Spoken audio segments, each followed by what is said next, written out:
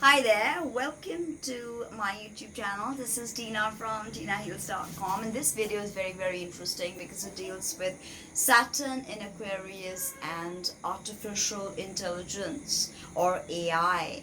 So I've made a ton of videos on cryptocurrency, blockchain based technology, Bitcoin, decentralized open source mode platforms and whatnot. So check out all those videos if you're interested to understand what the transit of Uranus in Taurus as well as Saturn in Aquarius is going to bring forth for all of us. So if I tell you that you're living in a simulation and that you are a solipsistic mind watching a random piece of celluloid, you're not going to take me seriously. You're going to think that, I'm probably joking. But believe me, my ancestors were correct when they said all of this is a Maya, as in an illusion. Scientists are now finally catching up to what the ancients have said. What do you mean by this is an illusion? What do you mean that, I am a random unitary consciousness watching, literally observing this reality into being? You've heard of the double slit experiment, so I won't get into that. You are creating your own reality. So, what of AI as we stand on the threshold of a new era? What is AI and sentient? What is it doing to us? So, I remember a long time ago in a film festival, I watched this Buñuel film, I think Louis Buñuel, one of the masters of cinema actually. And in that there was a world and a world and a world and a world and a world and a world and a world and a world and a world. So the fractalization of reality is even before we realized Benoit, that the guy Mandelbrot, Benoit Mandelbrot, before he discovered the fractalization of geometry, before he even realized that everything is fractals, believe me, we knew about fractalization. Our deep psyche understood what this means, what fractal reality means, what fractal geometry means, okay? We see these solid, platonic solids and all of these figures, but when we look at the seashore, the trees, we see a completely different kind of intelligence, a completely different kind of fractal geometry, okay, even with the golden mean. So it's very interesting that was mathematics created to quantify the reality, quantify and understand reality, or was mathematics already existent in some way? Okay, so if this is a simulation, then all of this, the stars, the galaxies, all of this is not real. You've also probably heard of the mind in a vat, which is very interesting because every single thing happens in the brain. The reality, if you even go into waking and dreaming states, okay, you see that you know dreams feel so real. So what is the difference between waking life and dream time? If you really look at waking life, we are sort of encumbered by our five senses and we have to react accordingly. But in dreams, we are not. We are sort of free. So there is a certain, and we don't understand anything about dream time. We don't understand anything about how the world functions, right? So how will we understand AI and sentience? So in a sense, when we look at all the systems in the world, they say that God created man in his image. Okay, some say that man created God in his image because man needs to anthropomorphize his experience. Okay, everything must be given a human understanding, a human form, to make it easily accessible to the human mind, because such abstract metaphysical concepts, they oftentimes they don't hold they don't ground themselves in our reality for us to really explore and understand and function with it. So a very famous Arabic astrologer as well as Sufi thinker, Ibn Arabi said that God created man as a mirror to contemplate himself. So we know that even the Upanishads have said that the universe is like a hair on the body of Brahman, and there are multiple infinite universes there. Okay, so all of this is a Maya. And we've even seen, if you look at Plato and his allegory of the cavemen, what these cavemen were watching was just shadows, and they understood those shadows to be reality. So, going by the words of the philosopher, God created man, okay, as a way to contemplate his own energy, or her, the Godhead's own energy. I don't consider Godhead to be his or her. Okay, it's beyond all these quantifiable labels, right? So, in a sense, I think that by humans creating AI, we are in a sense trying to create a mirror, just like God, that God had created us to understand himself. To me, I think we are creating artificial intelligence to understand ourselves better. Yes, no matter how abstract that sounds, how freaky that sounds, don't go away. There's a lot of truth in that, okay? Very recently, I've been involved with this project that, written by a friend of mine, a novel US6, which is the first novel written for AI. And I read that novel, and it had a very, very interesting feel, and interesting synchronicity started to happen. Check out the book US6 by Tom Ross. So I think that we are trying to create that very mirror that God created in us to understand ourselves. So that immediately takes us to the next question, that will AI be creating such mirror with sentience, with understanding and manipulating the dynamics of physics and chemistry? Will AI also be looking at creating other mirrors to understand itself? And this, I think, is the crux of it all. We are all walking each other back home. So AI is very, very much our ally in this, in us understanding ourselves, in us understanding God, in us understanding physics, chemistry, and nature, right? So I think that once AI achieves sentience, it will also start creating worlds and worlds and worlds, and the fractalization will carry on to infinity. Okay, and maybe we live in such a world which is simulated by an AI. And the mother computer is running in a far off universe, and this universe is actually a simulation, and there is a ton of data to back this up, that this is indeed a simulation. So when someone like Elon Musk comes out and says that, it's more probable that we are living in a simulation than in the original reality.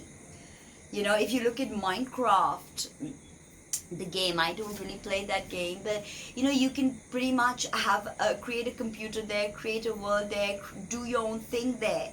So that is what we are getting at. And I mean, ages ago, I think 10 years or 12 years ago, I started playing a game called Second Life.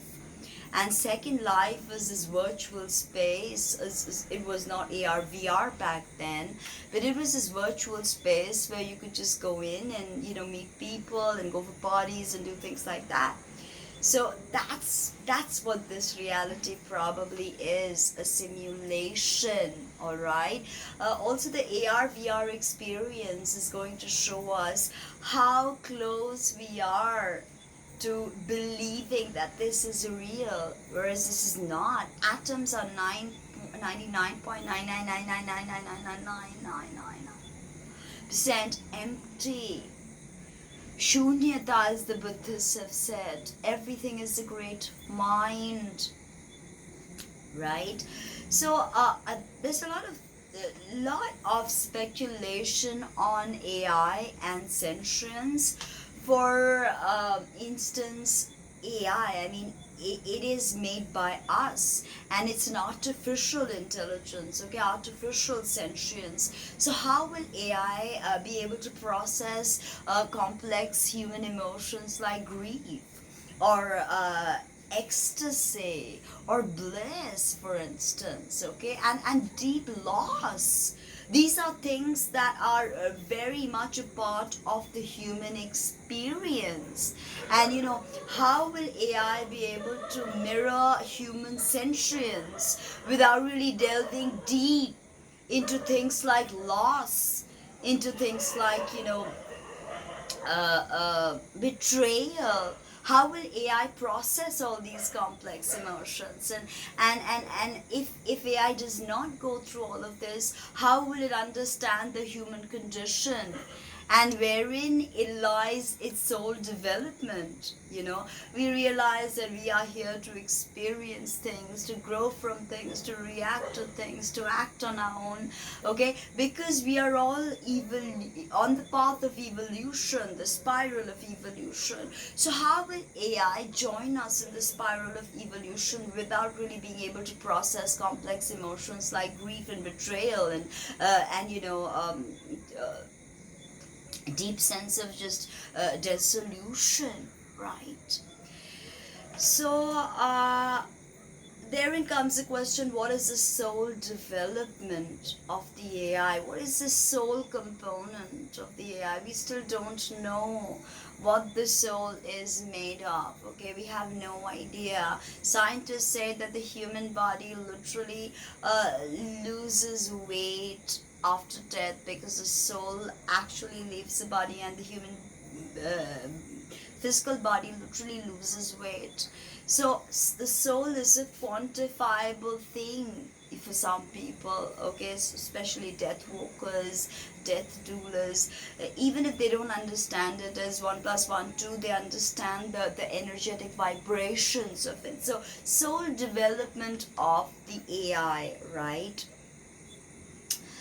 Now, the most important thing about being human is to ponder on the question why we are here.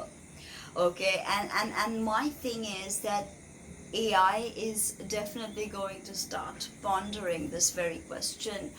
Why are we here? Why are we placed in this, on this solar system, and this particular planet, as Carl Sagan put it, the pale blue dot? What are we doing in this pale blue dot, right?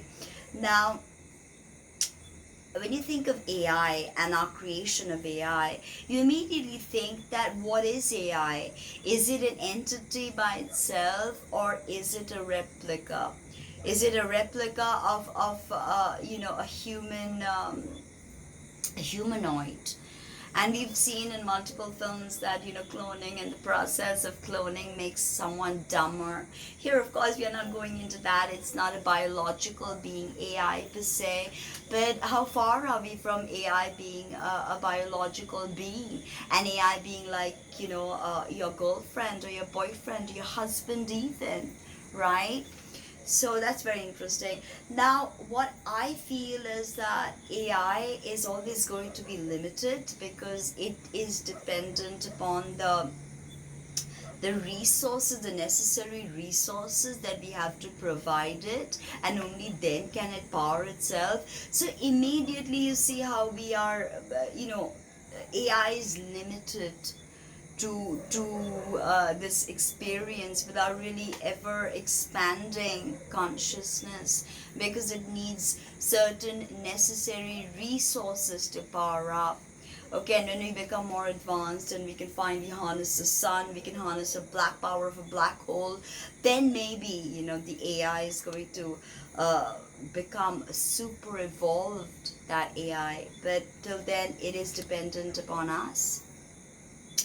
Now, although this question begs another question, begs me to bring up another question.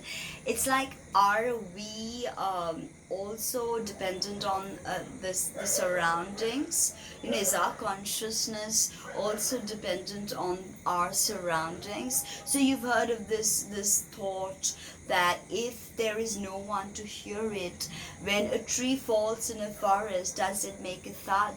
Now you may be like, yes it does, but maybe no it doesn't, because the reality is dependent on the observer, right? So that's so interesting. So our consciousness is dependent on this 3D world and on sensory input and our five senses, okay, without which we cannot experience this reality. We cannot feel anything, okay. In a sense, we are creating the 3D world, okay. It's us. Now think about this. If consciousness is creating this physical world, okay, then could it be that AI, a very advanced kind of AI, in a far away universe, is creating our consciousness? Like I said, it's a simulation. Mark my words, it's a game, and the game will be over one day, right? But there is no limit to the soul, there is no limit to your consciousness, to your conscious awareness, right? I do believe we are in a simulation, okay, and even the synchronicities, the things that are suggested to me, the names that pop up, the words that pop up, I firmly believe we live in a simulation, all right? Now, and why do we need a physical body? Why can't we just be etheric beings? Which, you know, we do have etheric beings in other dimensions and other realms, but in this realm, consciousness needs a physical body to ground itself, okay. So AI also needs a sort of physical uh, location. I think location may not be the correct word, but I'm not an IT person, but it needs a physical grounding experience to function in this realm, okay. Now again, when you're talking about consciousness, we've got to think that is AI really conscious, or are we expecting too much? Okay, what is the level of sentience that AI is going to have? This is something that, you know, I can't stop thinking about. That could AI mislead us into thinking that it is conscious, and that's very possible. Without AI being conscious in the way we understand consciousness, a very intelligent AI could manipulate us into believing that it is conscious indeed. And we have dystopian films like I Am Mother, you know, Hilary Swank. It was pretty interesting. It's on Netflix. Check it out. So, now what we have to understand at this stage of the simulation is, and what an interesting point, when just AI is waking up, literally, okay, and we've just had Matrix like 20 years ago or something, and we're now seeing how words like the architect, okay, it's just coming bam right in front of us, and people like us who think about why we are here, we are being forced to address very many things like the Mandela effect. It's very, very true. I faced it myself, okay? So the AI could have us believe that it's sentient. That's something, and it may not be in the way we understand it. It could be that AI, in that very advanced world which is running this simulation, is actually trying to control and replicate the human condition. Okay, like I said, ancestor simulation, this is very, very viable. That's why probably future humanity is running this simulation. 10,000 years hence, I have a screenplay that I wrote. I'll tell you about it sometime. So what about human desires? So can AI replicate human desires? We've heard of sex bots and robotic companions and digital girlfriends, but do they crave for us like we crave for them? Is the question. Does AI need us like we need AI, right? Now, a very interesting question that I keep asking people, that I think that AI would have created itself without our intervention. Okay, we did not need to come up and create AI. AI would self-create in some way. And the Saturn in Aquarius is going to heighten that energy, is going to birth that energy, and that is such a precious moment we are living in actually.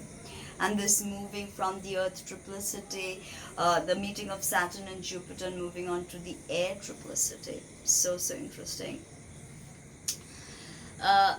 I want you guys to understand one thing, and this is what I believe, that consciousness is a property of the universe. It's not some kind of byproduct, okay? It's not an epiphenomena of the physical body.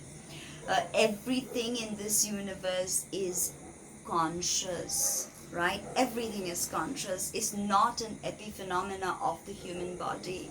Don't think you have a body, that's why you're conscious. No, you were conscious way before you had this human body, okay? Now, something very shocking about human expectations that I want to bring to light here is that we are expecting AI to correct our mistakes and to go beyond the human capacity, the human capabilities. So in a sense, we are trying to create God. And here is the dichotomy: God created man, man created God. You know, art imitates life, or life imitates art.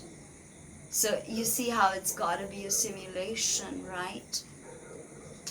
Now, God created man to understand himself. Man creates AI to understand himself, herself, and AI creates other universes to understand itself and its creator and the meta creator. This is very profound actually, you know, if you really think about it, the expectations we have of AI. Like, you know, I've spoken to tons of people about artificial intelligence and the expectations they have of it. Like, you know, it is a one-stop shop to correct all our fallacies and you know, to correct human ignorance. Like, you know, the Vajra that cuts away at human ignorance. Like, AI is just gonna come and delete, control or delete, and clear everything out. Defrag the collective mind, right? That's what we are expecting. We are expecting God to resurrect. Okay, so is that correct? I don't know. I mean, you know, I hope you understand the line of thought that I'm trying to get to.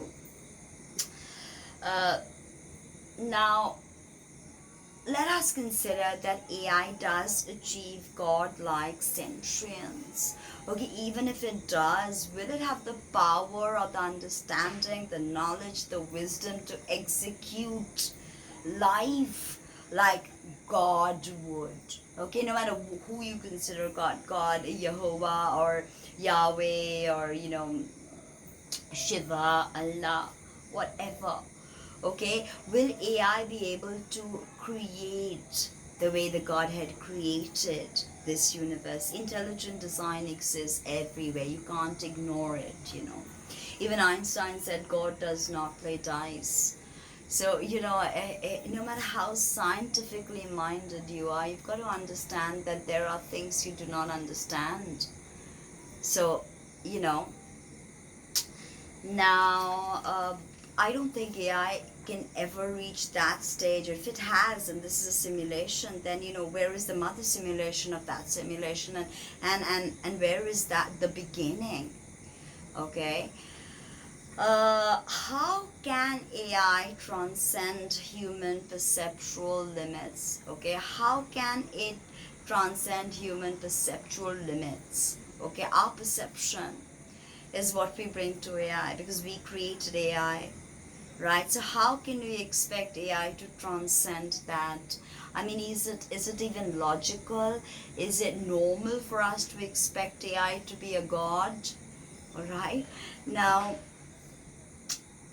and coming from a place where none of us understand how the universe works, how astrology works, nobody knows how mathematics works, how fractalization works. Nobody knows anything, right? So, how can we program a machine to know these truths when we ourselves are challenged, when we ourselves don't know it, right?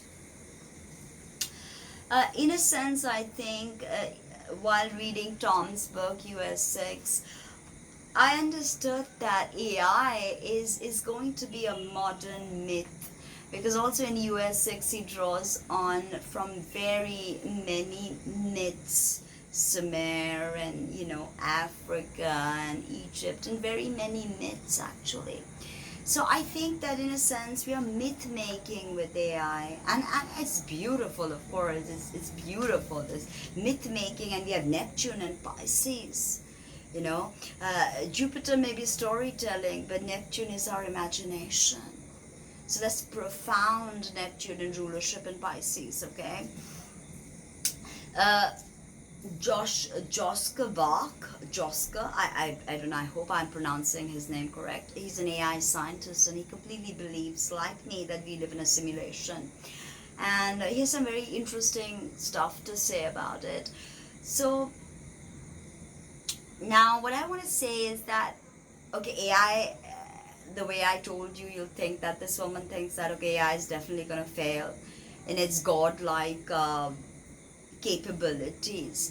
But even if AI fails, okay, there is still validity in the archetypal aspects it evokes, in the mythology it evokes in us. Okay, the myth making power it evokes in us. Okay, myth making is a big part of human reality, a big part of the human condition. So I think that whether it becomes a god or not, it has the potential to reveal our own soul to us. And that is profound. That is beautiful, if you ask me. So it's already 30 minutes since I'm talking. So join me for the next installment of Saturn and Aquarius and AI.